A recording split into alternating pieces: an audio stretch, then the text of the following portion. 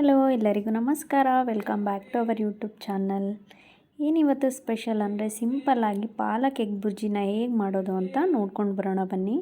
ಕಡಿಮೆ ಇಂಗ್ರೀಡಿಯೆಂಟ್ಸ್ ಹಾಕಿದ್ರೂ ತುಂಬಾ ರುಚಿಯಾಗಿರುತ್ತೆ. ದಿಢೀರಂತಲೇ ಈ ರೆಸಿಪಿನ ಮಾಡ್ಕೋಬೋದು. ಇದನ್ನು ಚಪಾತಿ ಜೊತೆ ತಿನ್ನೋಕ್ಕೂ ಚೆನ್ನಾಗಿರುತ್ತೆ, ಅನ್ನ ರಸಮ್ ಜೊತೆ ಸೈಡ್ಗೆ ನೆಂಚ್ಕೊಂಡು ತಿನ್ನೋಕ್ಕೂ ಚೆನ್ನಾಗಿರುತ್ತೆ. ನೋಡಿ, ಕಡಿಮೆ ಇಂಗ್ರೀಡಿಯೆಂಟ್ಸ್ನ ಬಳಸಿ ಎಷ್ಟು ರುಚಿಯಾದ ಪಾಲಕ್ ಬುರ್ಜಿನ ಮಾಡ್ಬೋದು ಅಂತ ನೋಡೋಣ. ಮೊದಲು ಒಂದು ಬಾಣಲಿನ ಬಿಸಿ ಇಟ್ಟು ಅದಕ್ಕೆ ಸ್ವಲ್ಪ ಎಣ್ಣೆನ ಸೇರಿಸ್ಕೊಳ್ಳಿ. ಎಣ್ಣೆ ಚೆನ್ನಾಗಿ ಕಾದ್ಮೇಲೆ ಸ್ವಲ್ಪ ಹಸಿ ಕರಿಬೇವಿನ ಸೊಪ್ಪು, ಖಾರನ ನೋಡಿಕೊಂಡು ಹಸಿಮೆಣಸಿನ್ಕಾಯಿನ ಸೇರಿಸ್ಕೊಳ್ಳಿ. ನಾನಿಲ್ಲಿ 1-2 ಹಸಿಮೆಣಸಿನ್ಕಾಯಿನ ತೊಗೊಂಡಿದ್ದೀನಿ. ಹಾಗೆ ರುಚಿಗೆ 1-2 ಒಣಮೆಣಸಿನ್ಕಾಯಿನ ತೊಗೊಂಡಿದ್ದೀನಿ. ಚೆನ್ನಾಗಿ ಫ್ರೈ ಆದಮೇಲೆ ಒಂದು ದೊಡ್ಡ ಈರುಳ್ಳಿನ ಸಣ್ಣದಾಗಿ ಕಟ್ ಮಾಡಿ ಚೆನ್ನಾಗಿ ಫ್ರೈ ಮಾಡ್ಕೊಳ್ಳಿ. ಈರುಳ್ಳಿ ಎಲ್ಲ ಕಲರು ಟ್ರಾನ್ಸ್ಪರೆಂಟ್ ಆಗಬೇಕು. ಈರುಳ್ಳಿ ಎಷ್ಟು ಚೆನ್ನಾಗಿ ಕುಕ್ ಆಗುತ್ತೆ ಆಗ ಎಗ್ ಬುರ್ಜಿ ಜೊತೆ ತಿನ್ನುವಾಗ ಅಷ್ಟೇ ಚೆನ್ನಾಗಿರುತ್ತೆ. ಈಗ ರುಚಿಗೆ ತಕ್ಕಷ್ಟು ಉಪ್ಪನ್ನ ಸೇರಿಸಿ ಮತ್ತೆ 1-2-3 ನಿಮಿಷ ಚೆನ್ನಾಗಿ ಈರುಳ್ಳಿನ ಫ್ರೈ ಮಾಡ್ಕೊಳ್ಳಿ. ನೋಡಿ, ನಾವೆಷ್ಟು ಈರುಳ್ಳಿನ ಫ್ರೈ ಮಾಡ್ತೀವಿ ಅಷ್ಟೇ ರುಚಿಯಾಗಿರುತ್ತೆ. ಈಗ ನಿಮಗೆ ಎಷ್ಟು ಕ್ವಾಂಟಿಟಿಯಲ್ಲಿ ಸೊಪ್ಪು ಬೇಕು ನೋಡಿಕೊಂಡು ನೀವು ಅದನ್ನು ಚಿಕ್ಕದಾಗಿ ಕಟ್ ಮಾಡಿ ತೊಳೆದು ಈರುಳ್ಳಿ ಜೊತೆ ಸೇರಿಸ್ಕೊಂಡು ಚೆನ್ನಾಗಿ ಮಿಕ್ಸ್ ಮಾಡಿ. ಈರುಳ್ಳಿ ಮತ್ತು ಸೊಪ್ಪೆಲ್ಲ ಚೆನ್ನಾಗಿ ಒಂದಕ್ಕೊಂದು ಹೊಂದ್ಕೊಂಡು ಚೆನ್ನಾಗಿ ನೀರು ಬಿಡಬೇಕು. ಅಲ್ಲಿವರೆಗೂ ನೀವು ಕೈ ಆಡಿಸ್ತಾ ಚೆನ್ನಾಗಿ ಮಿಕ್ಸ್ ಮಾಡಿಕೊಡಿ. ನೋಡಿ, ಇದೇ ಥರ 1-2-3 ನಿಮಿಷ ಕೈ ಬಿಡ್ದೇ ಚೆನ್ನಾಗಿ ಮಿಕ್ಸ್ ಮಾಡ್ಕೊಳ್ಬೇಕು. ಸೊಪ್ಪು ನಿಧಾನವಾಗಿ ನೀರು ಬಿಡೋಕ್ಕೆ ಸ್ಟಾರ್ಟ್ ಆಗುತ್ತೆ. ನೀರು ಫುಲ್ಲು ಯಾವಾಗ ಡ್ರೈ ಅನಿಸುತ್ತೆ ಆ ಟೈಮಲ್ಲಿ ನೀವು ಎಗ್ಗನ್ನು ಸೇರಿಸ್ಬೇಕು. ಅದಕ್ಕೆ ಮುಂಚೆನೇ ನೀವು ಎಗ್ಗನ್ನು ಸೇರ್ಸೋಕ್ಕೆ ಹೋಗಬೇಡಿ. ಯಾಕಂದರೆ ನೀರಿದ್ದಾಗಲೇ ನೀವು ಎಗ್ಗನ್ನು ಸೇರಿಸಿದ್ರೆ ಅಷ್ಟು ಚೆನ್ನಾಗಿ ಬರೋಲ್ಲ ಎಗ್ ಬುರ್ಜಿ. ಸ್ವಲ್ಪ ನೀರು ಥರ ಅನ್ನಿಸ್ತಾ ಇರುತ್ತೆ. ನೋಡಿದ್ರಲ್ಲ, ಈ ಥರ ಚೆನ್ನಾಗಿ ಡ್ರೈ ಆದಮೇಲೆ ನೀವು ರುಚಿಗೆ ತಕ್ಕಷ್ಟು ಉಪ್ಪು, ಸ್ವಲ್ಪ ಹಸಿಮೆಣ್ಸಿನ್ಕಾಯಿ ಪುಡಿ, ಸ್ವಲ್ಪ ಗರಂ ಮಸಾಲಾನ ಸೇರಿಸ್ಕೊಂಡು ಮತ್ತೆ 1-2-3 ನಿಮಿಷ ಚೆನ್ನಾಗಿ ಮಿಕ್ಸ್ ಮಾಡಿಕೊಂಡು ಫ್ರೈ ಮಾಡ್ಕೊಳ್ಳಿ.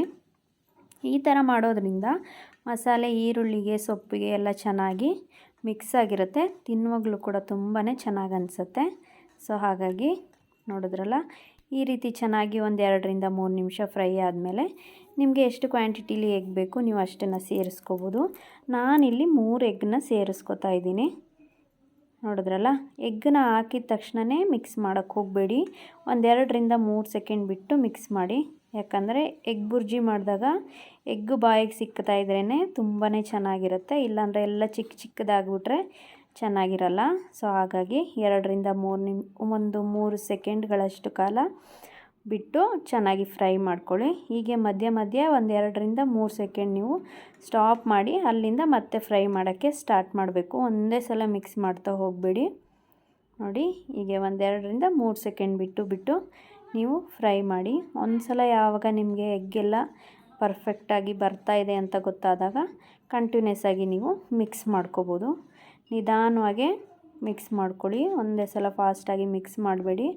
ಯಾಕಂದರೆ ಎಗ್ಗೆಲ್ಲ ತುಂಬ ಚಿಕ್ಕದಾಗೋ ಚಾನ್ಸಸ್ ಇರುತ್ತೆ. ಸೊ ಹಾಗಾಗಿ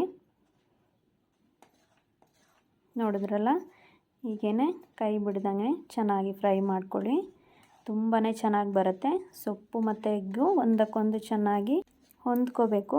ಆಗನೇ ಎಗ್ ಬುರ್ಜಿ ತುಂಬಾ ರುಚಿಯಾಗಿರುತ್ತೆ. ನೋಡಿದ್ರಲ್ಲ, ಹೀಗೆ ಮಧ್ಯ ಬಿಟ್ಕೊಂಡು ಕೈ ಆಡಿಸ್ತಾ ನೀವು ಮಿಕ್ಸ್ ಮಾಡ್ಕೊಳ್ಳಿ. ಪಾಲಕ್ ಸೊಪ್ಪು ಹೆಲ್ತಿಗೆ ತುಂಬಾ ಒಳ್ಳೆಯದು. ಇದರಲ್ಲಿ ತುಂಬಾ ನ್ಯೂಟ್ರಿಷನ್, ಪೊಟ್ಯಾಷಿಯಮ್ ಮತ್ತು ಕ್ಯಾಲ್ಶಿಯಮ್ ಕೂಡ ತುಂಬ ಚೆನ್ನಾಗಿದೆ. ಐರನ್ ಕಂಟೆಂಟ್ ಕೂಡ ಚೆನ್ನಾಗಿದೆ. ಕೆಲವೊಬ್ಬರಿಗೆ ಪಾಲಕ್ ಸೊಪ್ಪನ್ನ ಸಾಂಬಾರಲ್ಲಿ ಅಥವಾ ಪಾಲಕ್ ಪಪ್ಪು ಮಾಡಿ ತಿಂದರೆ ಅಷ್ಟು ಇಷ್ಟ ಆಗಲ್ಲ.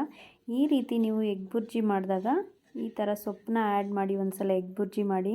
ನೆಕ್ಸ್ಟ್ ಟೈಮ್ ನೀವು ಚಪಾತಿಗೆಲ್ಲ ಇದೇ ಥರ ಎಗ್ ಬುರ್ಜಿ ಮಾಡ್ಕೋತೀರಾ, ಅಷ್ಟು ಚೆನ್ನಾಗಿರುತ್ತೆ.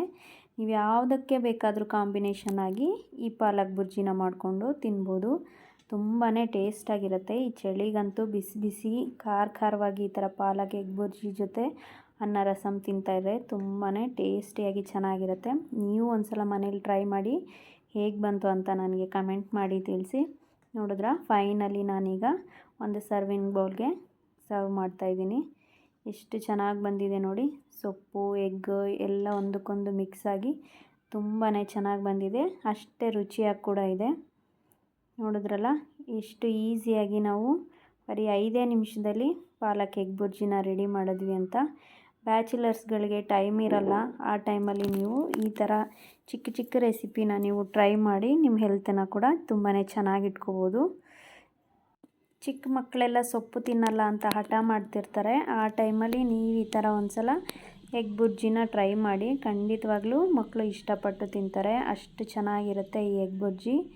ನೆಕ್ಸ್ಟ್ ಟೈಮ್ ನೀವು ಒಂದ್ಸಲ ಟ್ರೈ ಮಾಡಿ ನನ್ನ ಕಮೆಂಟ್ ಬಾಕ್ಸಲ್ಲಿ ತಿಳಿಸಿ. ಮತ್ತೆ ಸಿಗೋಣ ಮುಂದಿನ ವೀಡಿಯೋದಲ್ಲಿ. Thanks for watching. Lots of love.